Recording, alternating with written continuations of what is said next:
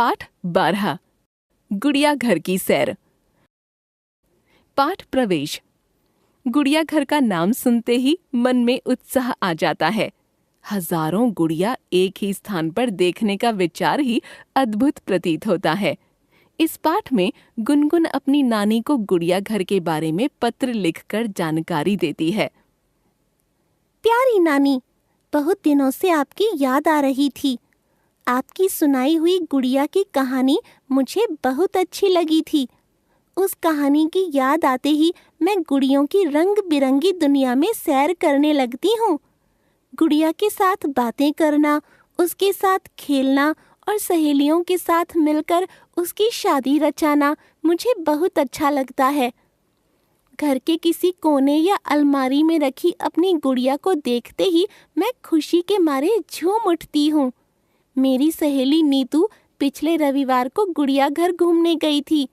उसने बताया कि हमारे स्कूल से कुछ ही दूर बहादुर शाह जफर मार्ग दिल्ली पर यह गुड़िया घर स्थित है। जब से उसने यह बात बताई थी तब से मुझे वहां जाने की बहुत इच्छा थी। कल बाल दिवस के अवसर पर हमारे स्कूल की छुट्टी थी। पापा को भी ऑफिस नहीं जाना था। उन्होंने बताया कि आज हम लोग गुड़िया घर घूमने चलेंगे। यह सुनकर मैं बहुत खुश हुई। सुबह लगभग 10 बजे हम गुड़िया घर पहुंच गए।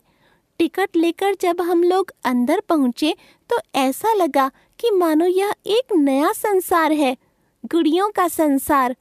गुड़ियों के इस संसार में कुछ गुड़ियां देखने से विदेशी लग रही थीं, तो कुछ इस तरह से सजी संवरी खड़ी थीं मानो परी हों।